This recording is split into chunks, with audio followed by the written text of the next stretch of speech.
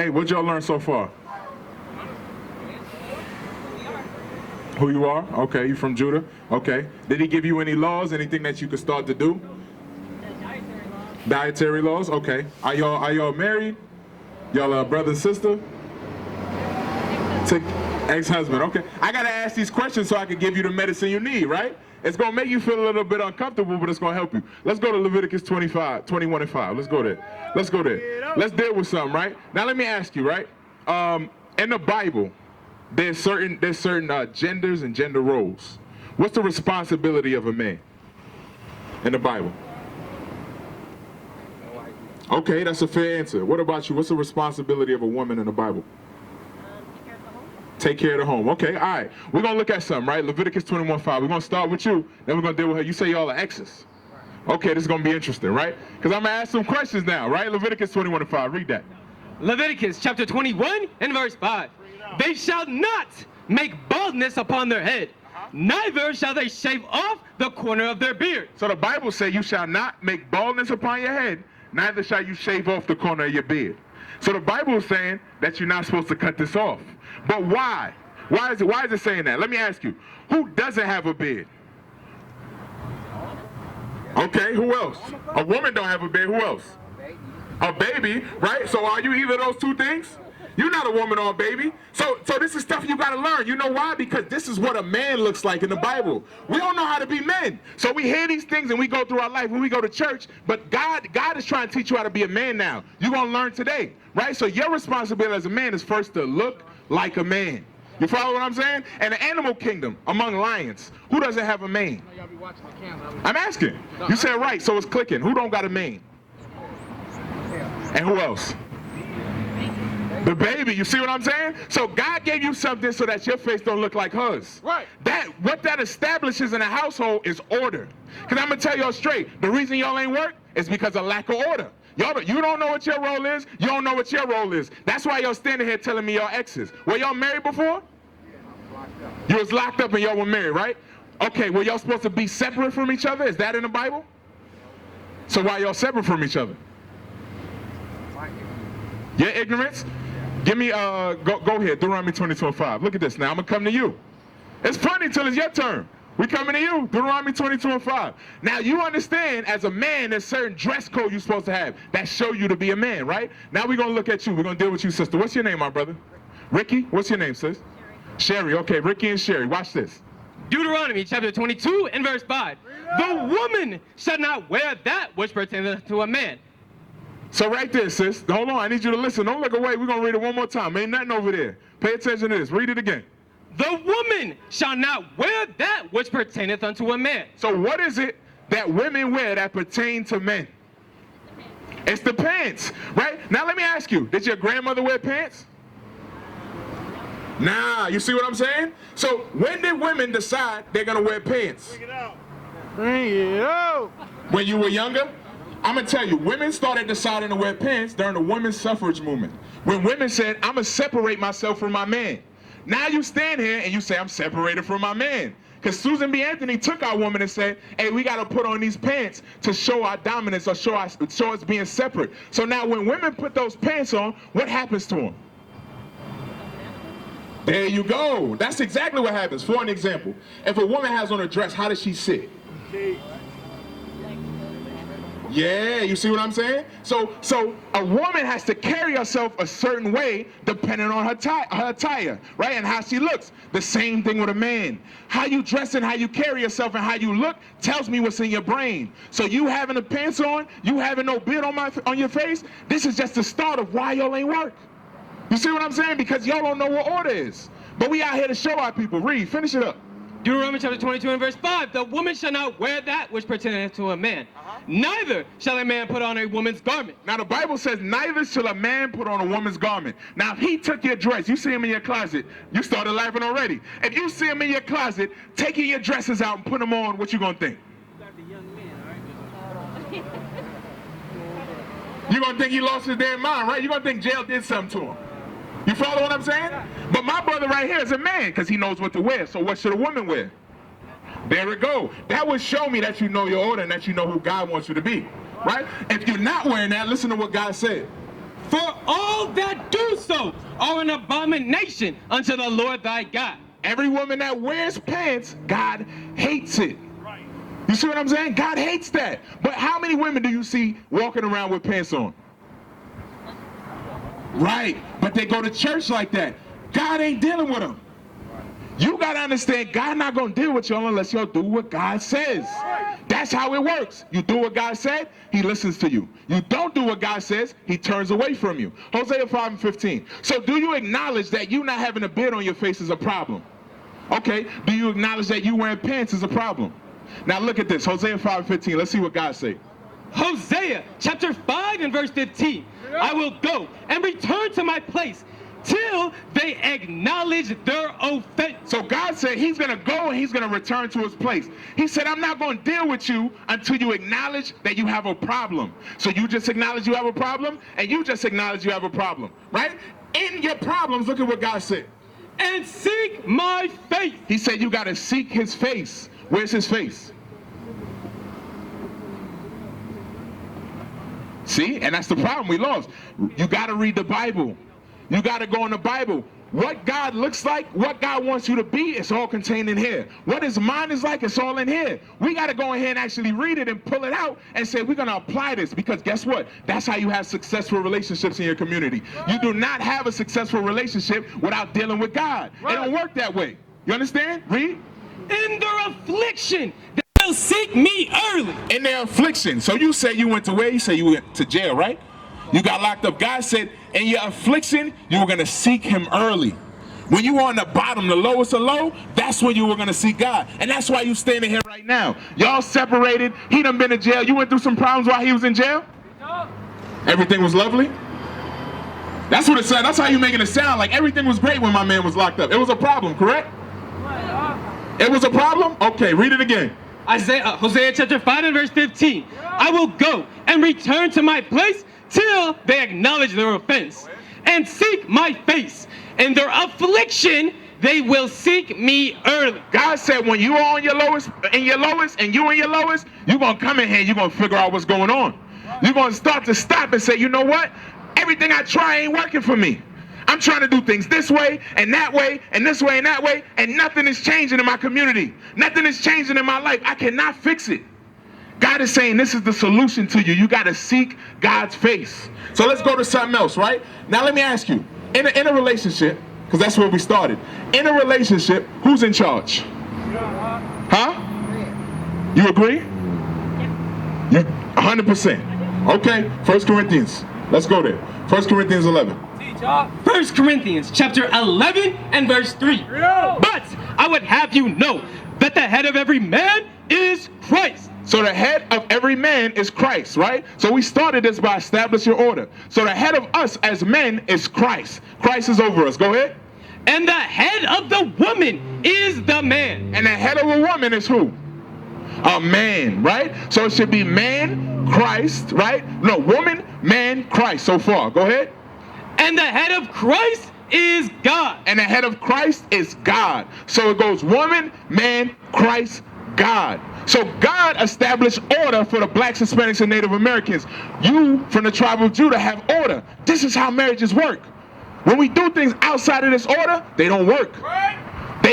We talk about divorces and being split, and I still parent with the kids, but I don't really deal with the mom, and we sleep together sometimes, but we're not really together. All of that comes from us not establishing this in our households. That's how you get to separate it, right? 1 Corinthians 14 and 40, we're going to come back there. Don't drop it. 1 Corinthians 14 and 40. God is about order. Right? In everything you do. Everything you do. So are y'all still dealing with each other? Y'all just friends? Okay. 1 Corinthians 14 and 40. Do y'all have kids together? Okay, read that.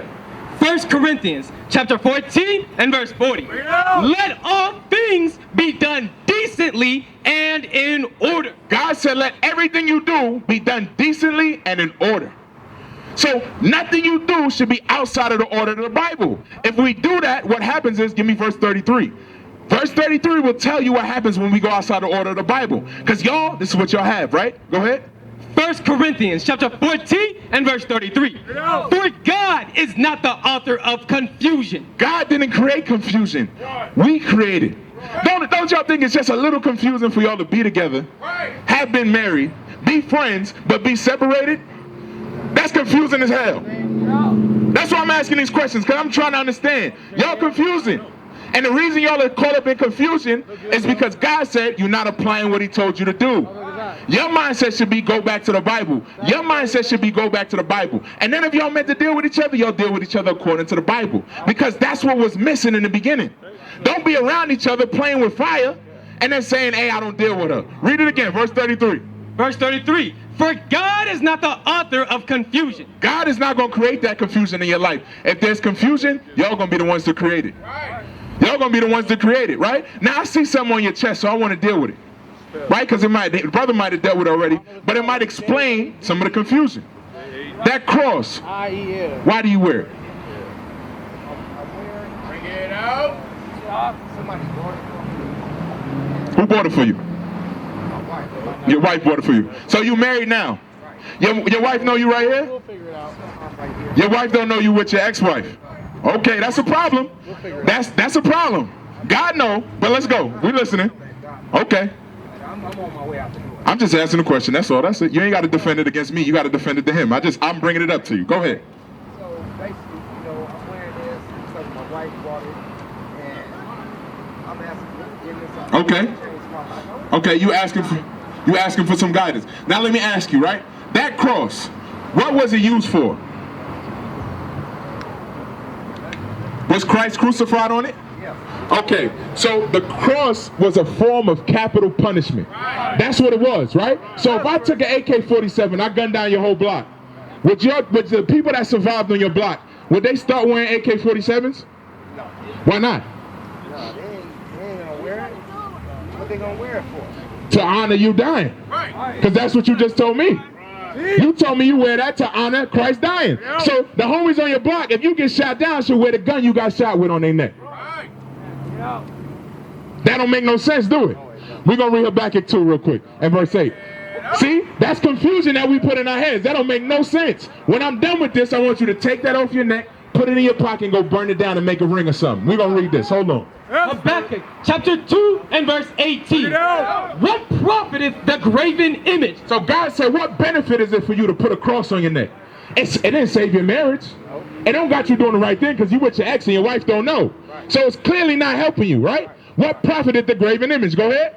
That the maker thereof hath graven it, the molten image, and a teacher of lies. What does it do? And a teacher of lies. That thing on your neck done taught you so many lies, I don't even know where to begin. It's not going to help you. Just like I said, you won't wear a gun around your neck. God is telling you in Habakkuk that putting that on your neck is not going to teach you the right thing to do. It teaches you lies. Go ahead. That the maker of his work trusteth therein. Because when you put it on your neck, you trust it. You believe in that. You said you wearing this on your neck to ask God for forgiveness. How is someone on your neck going to ask God for forgiveness? Listen to what I'm telling you. How does putting on something on your neck ask God for forgiveness? That's right. Exactly. But it's a lie you believe. Right. Read. To make dumb idols? To make what? To make dumb idols? What you caught up in is idolatry, my brother. Right. That's what's on your neck. You showing God you worship white Jesus. Because the cross, you putting the cross on your neck, came with that. That's what it came with. It came with this image. This image told you, put that on your neck.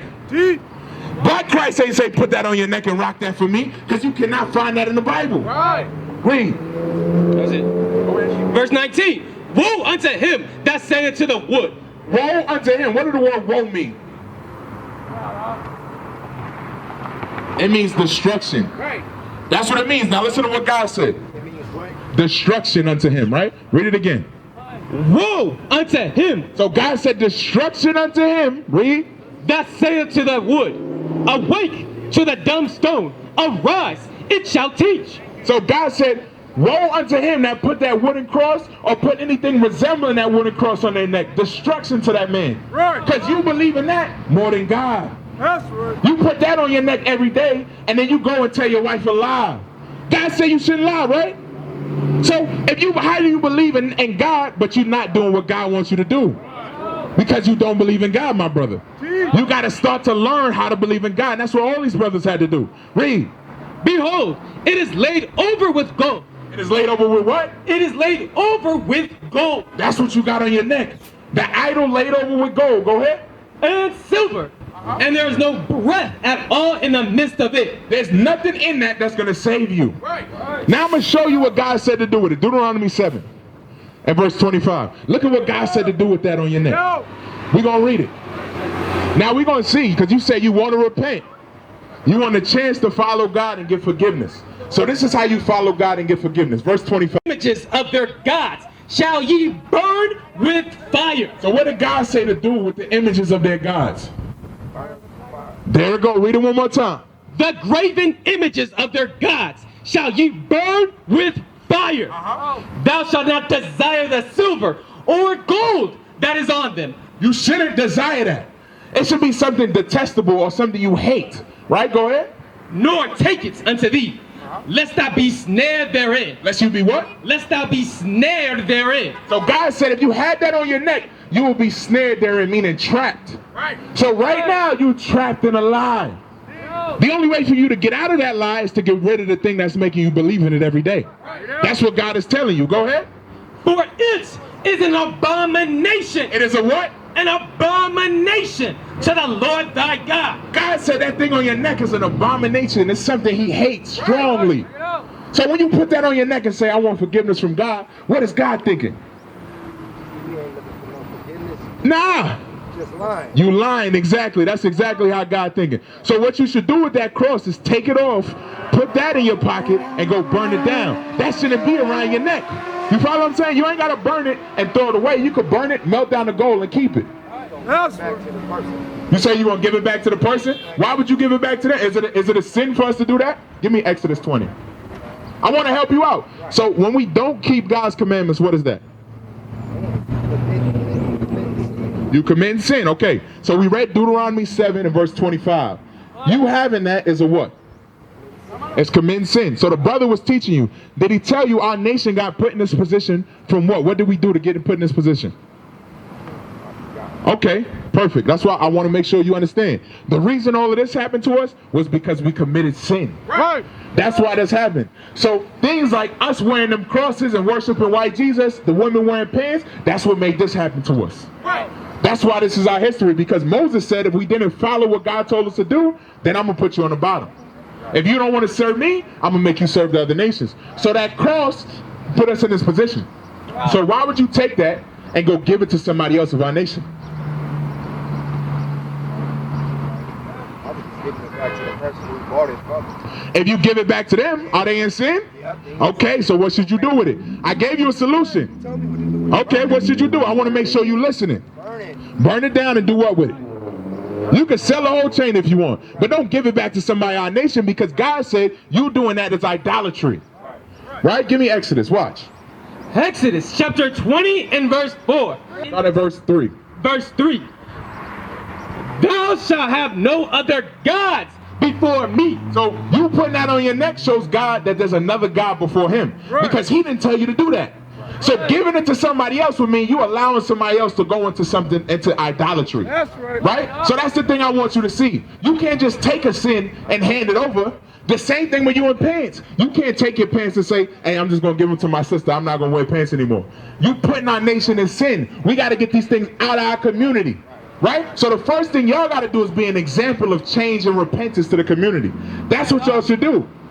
You understand?